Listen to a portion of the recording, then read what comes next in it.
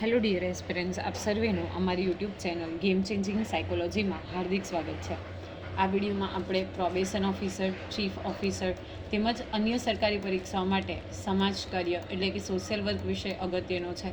અને સાથે સાથે જે વિદ્યાર્થીઓ બેચલર ઇન સોશિયલ વર્ક અને માસ્ટર ઇન સોશિયલ વર્ક સાથે સંકળાયેલા છે તો એમના માટે પણ આ વિડીયોઝ અને સબ્જેક્ટ ખૂબ અગત્યનો છે.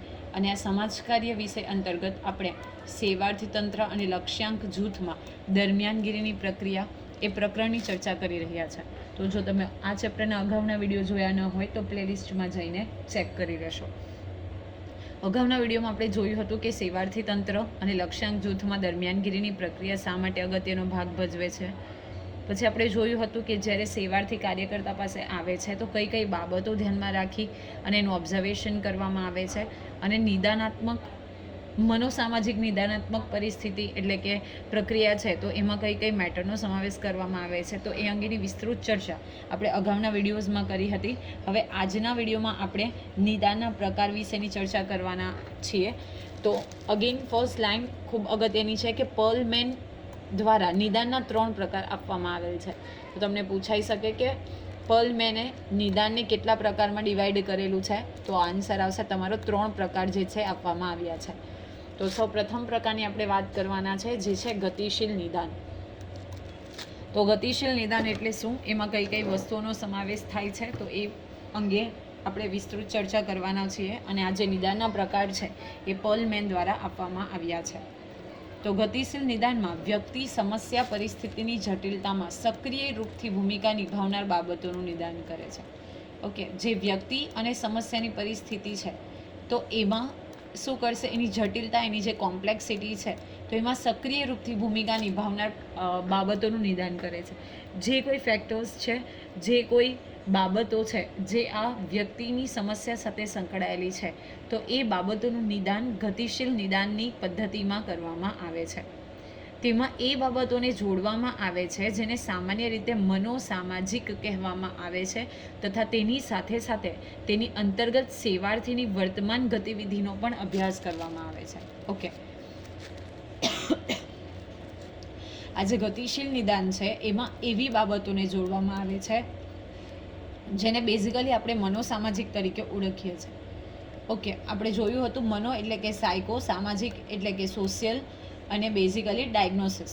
તો આ મનોસામાજિક જે બાબતો છે એને પણ જોડવામાં આવે છે અને સાથે સાથે સેવાર્થીની વર્તમાન ગતિવિધિ, વર્તમાન પોઝિશન શું છે, કયા કયા પ્રોબ્લેમથી એ વ્યક્તિ ઘેરાયેલી છે, વર્તમાન સાથે જે પ્રોબ્લેમ છે એનો શું સંબંધ છે તો એ વિશેની પણ આમાં વિસ્તૃતમાં ચર્ચા કરવામાં આવે છે. એનો પણ અહીં સમાવેશ કરવામાં આવે છે. ગતિશીલ નિદાન સેવાર્થીની સમસ્યા સંબંધિત પરિસ્થિતિને અસર કરતા જુદા જુદા કારણોનું નિદાન છે. તમને પૂછાઈ શકે કે ગતિશીલ નિદાન એ શું છે, તો સેવાર્થીની સમસ્યા સંબંધિત પરિસ્થિતિ, જે પરિસ્થિતિને લઈને સમસ્યાનું સર્જન થયું છે તો એને અસર કરતા જુદા જુદા કારણો, કયા કયા રીઝન્સ છે જે આ પરિસ્થિતિ સાથે સંકળાયેલા છે અને તેને અસર કરે છે તો એને એ સંબંધિત જે પરિસ્થિતિ છે એ કારણોનું નિદાન કરે છે. કોણ? તો ગતિશીલ નિદાન પદ્ધતિ. આ શક્તિઓ સેવાર્થીની અંદર તેની સામાજિક પરિસ્થિતિમાં અથવા તેના તથા પરિસ્થિતિની વચ્ચે કાર્યરત હોય છે. બેઝિકલી જો આપણે ગતિશીલ નિદાનની વાત કરીએ અને સાથે સાથે જે કેપેસિટીઝ છે, એબિલિટીઝ છે તો સેવાર્થીની અંદર જે વ્યક્તિ મદદ માટે આવી છે એની સાથે એટલે એની પાસે હોય જ છે, પ્લસ જે સામાજિક પરિસ્થિતિ છે એટલે કે સોશિયલ પોઝિશન છે તો એમાં એ કઈ પરિસ્થિતિ વચ્ચે કાર્યરત છે, કેટલી હદે રિસ્પોન્સિબલ છે તો એ બાબતોનું પણ અહીંયા શું કરવામાં આવે છે, અભ્યાસ કરવામાં આવે છે. ગતિશીલ સમસ્યા એટલે કે ગતિશીલ નિદાન સમસ્યા શું છે, કયા કયા મનોવૈજ્ઞાનિક, ભૌતિક અથવા સામાજિક કારણો તેના ઉદ્ભવ માટે જવાબદાર છે, તેની સેવાર્થી તથા અન્ય વ્યક્તિઓના કલ્યાણ ઉપર શું પ્રભાવ પડે છે, કયા પ્રકારનો ઉકેલ શોધવામાં આવી રહ્યો છે તથા સેવાર્થી, તેની પરિસ્થિતિ, આયોજિત સેવાઓ અને ઉપલબ્ધ સંસાધનોમાં શું સંબંધ જોવા મળે છે તેની જાણકારી મેળવવાનો પણ પ્રયાસ કરવામાં આવે છે. તો બેઝિકલી ગતિશીલ નિદાન શું છે, તો કયા કયા મનોવૈજ્ઞાનિકો, કઈ કઈ મનોવૈજ્ઞાનિક બાબતો, સાથે સાથે કઈ કઈ ભૌતિક બાબતો એટલે કે ફિઝિકલ, સામાજિક કારણો એટલે કે જે સોશિયલ રીઝન્સ છે એ, તેના જે ઉદ્ભવ થયા છે, એટલે કે જે કારણોની ઉત્પત્તિ થઈ છે, જે કારણોનું સર્જન થયું છે, તો એ શા માટે થયું છે, કયા કારણો એની પાછળ જવાબદાર છે, અને સાથે સાથે જે પ્રોબ્લેમ ઊભો થયો છે તો તેનાથી સેવાર્થી અને અન્ય વ્યક્તિઓના કલ્યાણ ઉપર, એટલે કે એના વેલફેર ઉપર એનો શું પ્રભાવ પડે છે, કયા પ્રકારનો ઉકેલ શોધવામાં આવશે, એટલે કે કઈ મેથડથી આપણે એનું સોલ્યુશન કરીશું, એ સાથે સાથે સેવાર્થી તેની પરિસ્થિતિ શું છે, એની આયોજિત સેવાઓ, ઉપલબ્ધ સંસાધનોમાં શું સંબંધ છે, જે આપણી પાસે સંસાધનો રિસોર્સિસ અવેલેબલ છે, જે સેવાઓ અવેલેબલ છે, જે પોઝિશન છે, તો એની સાથે શું સંબંધ છે, તો એ અંગેની વિસ્તૃત જાણકારી મેળવવાનો પ્રયાસ આ ગતિશીલ નિદાનમાં કરવામાં આવે છે. નેક્સ્ટ છે ક્લિનિકલ નિદાન. તો ક્લિનિકલ નિદાન એટલે કે ઉપચારાત્મક નિદાન વ્યક્તિને તેની બીમારીની પ્રકૃતિ અનુસાર વર્ગીકૃત કરવાનો એક પ્રયાસ છે. જે પ્રકારની બીમારીની પ્રકૃતિ છે તો એ પ્રમાણે વર્ગીકૃત કરવાનો એક પ્રયાસ છે. ઓકે, ક્લિનિકલ નિદાનમાં જે તે જેવા પ્રકારની બીમારી છે તો તે અનુસાર એને વર્ગીકૃત કરવામાં આવશે. શારીરિક બીમારી છે તો એ પ્રમાણે, માનસિક બીમારી છે તો એ પ્રમાણે.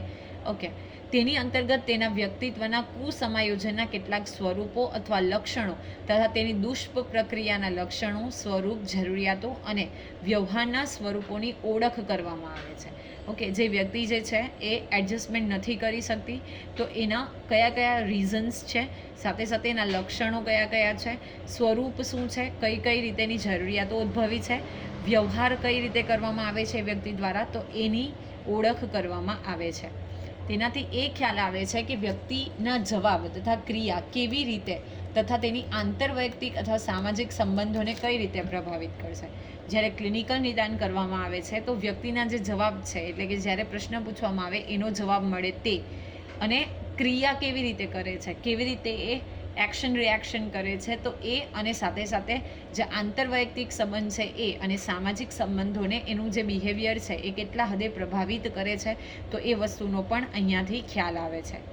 જ્યારે એ ખ્યાલ આવે છે કે સમસ્યા સેવાર્થીના વ્યક્તિત્વ સંબંધિત સંરચના અથવા ક્રિયાઓ દ્વારા ઉત્પન્ન કરવામાં આવી છે અથવા સમસ્યા અથવા તેનો ઉકેલ તેનાથી વધારે પ્રભાવિત થઈ રહ્યો હોય તો વ્યક્તિત્વ સંબંધિત અસમાયોજન અથવા દુષ્કાર્યનો ખ્યાલ મેળવી શકાય છે અને તેનું મૂલ્યાંકન કરવામાં આવે છે. જો બેઝિકલી જે વ્યક્તિત્વ સંબંધિત રચના છે એ અને સાથે સાથે ક્રિયાઓ જે ઉદ્ભવી છે, જે ઉત્પન્ન કરી છે, અથવા તો જે સમસ્યા અને ઉકેલ તેનાથી આવવાનો છે, સમસ્યા ઉદ્ભવી છે એ અને સાથે સાથે એનો ઉકેલ કેવી રીતે લાવી શકાય, તેને આધારે જે અસમાયોજન છે, એટલે કે વ્યક્તિ એડજસ્ટ નથી કરી શકતી, એને કારણે એના પ્રોબ્લેમ્સ જે છે ક્રિએટ થયા છે, તો એ અંગેનું પણ મૂલ્યાંકન કરવામાં આવે છે. તેને ક્લિનિકલ નિદાન એટલે કે વ્યક્તિમાં સ્વયં જોવા મળતી ગરબડીનું વર્ગીકરણ અથવા મૂલ્યાંકન કહે છે. સો વોટ ઇઝ ક્લિનિકલ નિદાન? કે વ્યક્તિમાં જોવા મળતી જે કોઈ ખામીઓ છે, ઓકે, તો એનું વર્ગીકરણ કરવું અને એનું મૂલ્યાંકન કરવું એટલે કે ક્લિનિકલ નિદાન. ક્લિનિકલ નિદાનમાં કાર્યરત વૈયક્તિક સમાજ કાર્યકર્તામાં એ વાતની યોગ્યતા હોવી જોઈએ કે એ વાતની ઓળખ કરી શકે છે કે સેવાર્થીના વ્યક્તિત્વમાં મુશ્કેલીની કેવી સ્થિતિ છે તેની જાણકારી મેળવી શકે, અને આ પ્રકારનું નિદાન મનોચિકિત્સકોની મદદથી કરવામાં આવે છે. જો બેઝિકલી જે સમાજમાં જે કાર્યકર્તા છે એની પાસે એ વાતની યોગ્યતા હોવી જોઈએ, એબિલિટી હોવી જોઈએ કે એ પ્રોબ્લેમને જજ કરી શકે, જે વાત છે એની ઓળખ કરી શકે, સાથે સાથે એ સમસ્યાને લીધે, પ્રોબ્લેમને લીધે વ્યક્તિત્વમાં કઈ મુશ્કેલીની સ્થિતિ સર્જાઈ છે, એને કયા પ્રકારના પ્રોબ્લેમ સર્જાયા છે, એ કેટલા એક્સટેન્ડ સુધી છે, એ બધી જ માહિતીની જાણકારી મેળવવી, પ્લસ જે મનોચિકિત્સકો છે એટલે કે સાયક્રેટિસ્ટ છે એની મદદથી આ જે ક્લિનિકલ નિદાન છે એ બેઝિકલી કરવામાં આવે છે. હવે આપણે જોઈએ કારણાત્મક નિદાન. તો કારણ આધારિત જે કોઈ નિદાન છે એને આપણે કારણાત્મક નિદાન તરીકે ઓળખી શકીએ. તો કારણાત્મક નિદાનનો સંબંધ નજીક કારણોથી ઓછો હોય છે, તેનો સંબંધ એવી સમસ્યાથી હોય છે જે સેવાર્થીના વ્યક્તિત્વ અને તેની પ્રક્રિયામાં અથવા તો ક્રિયામાં સામેલ હોય છે. ઓકે, નજીકના કારણ છે એટલે કે જે પ્રોબ્લેમ સર્જાયા છે એના નજીકના રીઝન્સથી એનો સંબંધ નથી હોતો, પરંતુ વ્યક્તિત્વ અને ક્રિયામાં સમાયેલ જે સમસ્યા છે તો એને આધારે આ કારણાત્મક નિદાનને અભ્યાસ કરવામાં આવે છે. સેવાર્થીના ઇતિહાસમાં સમસ્યાગ્રસ્ત થવું, તેનો સામનો કરવો તથા ઉકેલ કરવાની બાબતો વૈયક્તિક સમાજ કાર્યકર્તાને એ વાતની જાણકારી આપે છે કે સેવાર્થી કઈ સમસ્યાથી સમસ્યાગ્રસ્ત છે. સૌપ્રથમ એની જે હિસ્ટ્રી છે, ઇતિહાસ છે એ ચેક કરવામાં આવે છે. આપણે અગાઉ પણ જોયું હતું કે એને શું પાસ્ટમાં પ્રક્રિયાથી એટલે કે આ સમસ્યાથી એ વ્યક્તિ પ્રભાવિત થઈ છે કે કેમ, એનો સામનો કેવી રીતે કરવામાં આવ્યો છે, કયા આધારે એનો ઉકેલ કરવામાં આવ્યો હતો. તો આ બધી જ વાતની જાણકારી આપે છે અને સાથે સાથે સેવાર્થી કઈ સમસ્યાથી ગ્રસ્ત છે, સમસ્યાગ્રસ્ત છે, તો એ બાબતોની પણ માહિતી આ કારણાત્મક નિદાનને આધારે મળે છે. અને સમસ્યાનો સામનો કરવા તેની ક્ષમતા શું છે, કોઈ પ્રોબ્લેમ છે તો એને કેટલી હદ સુધી આપણે એ પ્રશ્નનું સમાધાન કરી શકીએ છીએ, તો એ વસ્તુની એમાં કેટલી ક્ષમતા છે, તો એ અંગેની માહિતી પણ આ કારણાત્મક નિદાનથી મળે છે. આ પ્રકારનું નિદાન એવા બિનઉપયોગી વ્યવહારને સમજવામાં મદદરૂપ થાય છે જેનાથી કારણાત્મક નિદાનથી સમસ્યાગ્રસ્ત વ્યક્તિ તથા તેના ઉકેલમાં મદદરૂપ થતા સાધનોને સમજવામાં મદદ મળે છે. ઓકે, બિનઉપયોગી વ્યવહાર જે ઉપયોગી નથી છતાં એ પ્રકારનું બિહેવિયર કરવામાં આવે છે, તો એને સમજવામાં આપણને મદદરૂપ થાય છે. અને પ્લસ વ્યક્તિ જે સમસ્યાગ્રસ્ત છે એ અને એનો ઉકેલ એટલે કે એની સમસ્યાનો ઉકેલ, એમાં કયા કયા સાધનોની મદદ કરવાની જરૂર છે, કયા કયા સાધનોની રિક્વાયરમેન્ટ છે, તો એને સમજવા માટે પણ આ કારણાત્મક નિદાન જે છે એ અગત્યનું છે.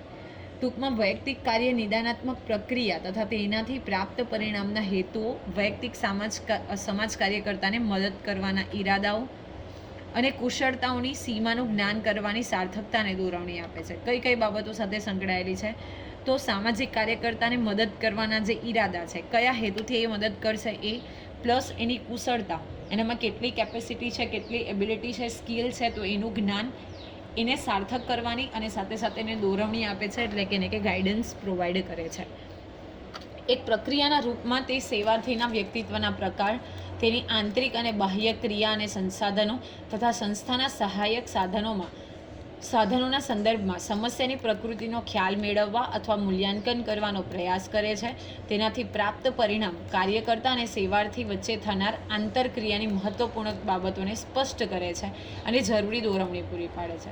શું છે વ્યક્તિત્વનો પ્રકાર, પર્સનાલિટી કયા ટાઈપની છે એ, એને આંતરિક અને બાહ્ય ક્રિયા, સાથે સાથે સંસાધનો એટલે કે જે કોઈ ઇક્વિપમેન્ટ્સ ટૂલ છે એ, સંસ્થાના સહાયક સાધનોના સંદર્ભમાં સંસ્થા જે તે છે એની પાસે કયા પ્રકારના સાધનો અવેલેબલ છે, કયા કયા સંસાધનોના સંદર્ભમાં સમસ્યાને સોલ્વ કરી શકાય છે, એનું નિરાકરણ કરી શકાય છે, એ બે વચ્ચે કઈ આંતરક્રિયા થવાની છે અથવા તો એનો ઉપયોગ કરીને આપણે કેવી રીતે સમસ્યાનું સમાધાન કરી શકીએ, આ બધી જ બાબતોને સ્પષ્ટ કરે છે અને સાથે સાથે જરૂરી ગાઈડન્સ પણ પૂરું પાડે છે. આ કાર્યકારણ સંબંધોની જાણકારી મેળવે છે, કારણ કે સમસ્યાને રોકવા તથા તેમાં પરિવર્તન લાવવાની દ્રષ્ટિથી યોગ્ય દરમિયાનગીરી થઈ શકે. ઓકે, બેઝિકલી શું છે, સમસ્યાને રોકવા અને જે સમસ્યા ઉદ્ભવી છે એમાં પરિવર્તન લાવવાની દ્રષ્ટિથી એ યોગ્ય દરમિયાનગીરી કરવામાં આવે છે.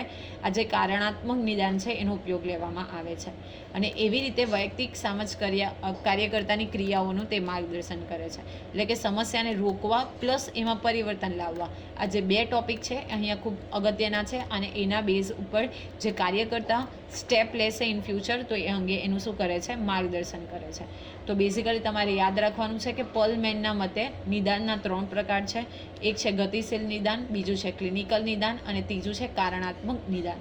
તો આશા રાખું છું કે આ વિડીયોમાં તમને સમજ પડી હશે અને જો વિડીયો પસંદ પડે તો વિડીયોને લાઇક કરી, શેર કરી અને સાથે સાથે આવા જ વિડીયોની વધુ અપડેટ્સ મેળવવા માટે you can even subscribe our YouTube channel game changing psychology. Thank you for watching the video. Have a nice day.